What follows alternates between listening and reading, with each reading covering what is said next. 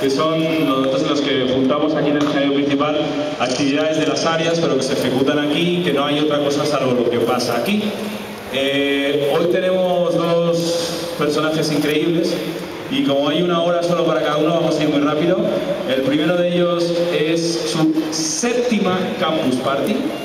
Se llama Jhon Maddog, lo conocéis todos, os pido un aplauso muy fuerte.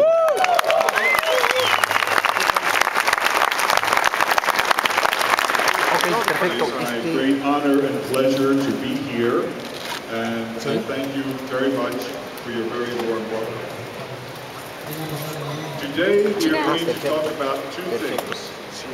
First, how do you make money with free software? And secondly, a project which I'm working on, which is called Project Power, which I hope will bring millions of jobs to Latin America. For those of you who have taken a picture of you with me, I like that. That's very nice. If you could please send your pictures to maddog@li.org. That way I could have them, and I like that very much.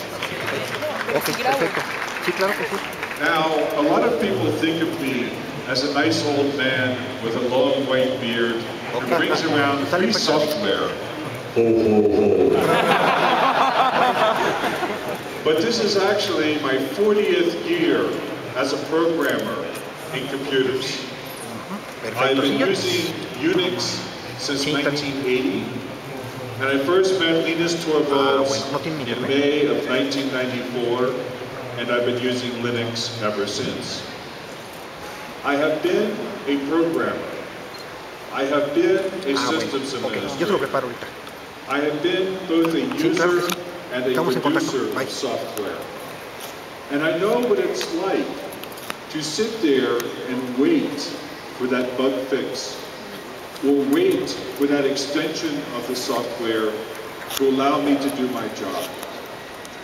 I also know what it's like to try and produce that bug fix or that piece of software to meet the needs of my customers. And this is one reason why I believe that free software is really the only way of producing software for the 21st century. Now, I'm going to tell you how to make money with free software. But there is no magic here. This is regular business. And for all of you who really like technology and who really like programming, I've got bad news. You're going to have to learn about business. And so this talk is going to be oriented towards business and how to make money with free software. Now, when I started with computers in 1969, this is what they looked like. This person, oops, weird. That's not good.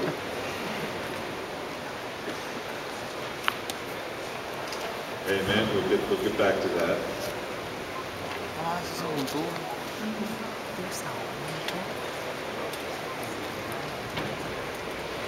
There we go. This person sitting in front of this console is an IBM 360. That machine cost $2.4 million US, and it had about 64,000 bytes of main memory. At that time, we wrote all of our software as, in effect, free software. We would talk with the customer and say, what do you want the software to do?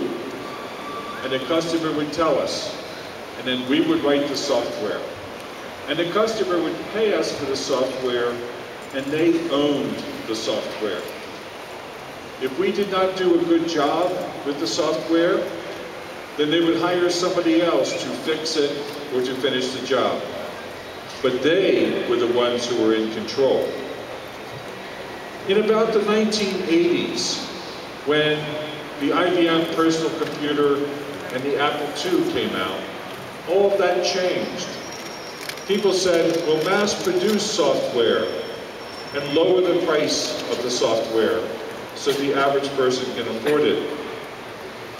But the problem is that in the year 2009, the hardware has become incredibly cheap, and this creates a new strain on the computer industry, which we will show you why is making it almost impossible for the computer industry to continue the way it has been. And I believe that software should now be once again tailored or changed to meet the individual needs of the individual person. This is the problem with mass production of software. When you mass produce something, you cannot possibly meet the needs of every single person. You try and meet 70 to 90% of the needs of about 80 or 90% of the market. And if you do that, then you'll be successful in selling your mass-produced product.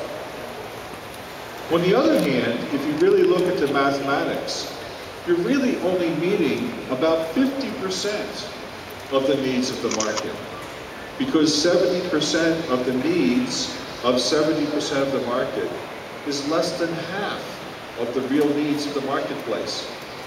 That's a problem. We often talk about mass-produced software as a commodity. Oh, that's commodity software. That means it's mass-produced. But is software really a commodity? A real commodity is a can of corn. You go to the store, you stand in front of the cans of corn, and you pick out one. If you spend any more than 3 seconds picking out the can of corn, you're wasting your time. Because one can of corn is very much like the next can of corn. But a car is different. Even though every car has a steering wheel and a gas pedal and a brake, you don't just go down to the parking lot and say, here's a suitcase full of money. Give me any car on the parking lot. Because you want to make sure that the car is big enough for your family, that the car is safe, that the car gets good gas mileage, that the car perhaps can tow your trailer for the weekend or your boat. All of these different things means that cars are not a commodity, even though they provide transportation. I believe that businesses are not a commodity. I've been in the industry for 40 years. I've never seen two business situations which were the same. So why are we trying to treat something which is not a commodity with something which is we think of as a commodity? Now, Wall Street, or big business, loves production software. Why? Because they can make a lot of money at it. And with a relatively small investment, they produce a very few set of jobs for a very small group of people, and typically they may be in somebody else's country. So those jobs are not local. They do not provide revenue for you. They do not provide a good job for you. They provide a good job for somebody else. And production software is like printing money. You take a CD-ROM that's bare, you put some ones and zeros on it, and you stamp them out by the millions. This is not something that you require support on. When you break money, nobody calls up the Treasury and says, how do I use your dollar bill? How do I use your pesos? Nobody asks that question. Nobody calls a farmer and says, how do I cook your corn? That's because those are commodities. But software is not a commodity. And people need help and support to use the software properly. Once upon a time, in 1980, I bought a piece of closed-source proprietary software. I bought it from a little company very close to my house. They had 100 engineers. And they had about 1,000 customers.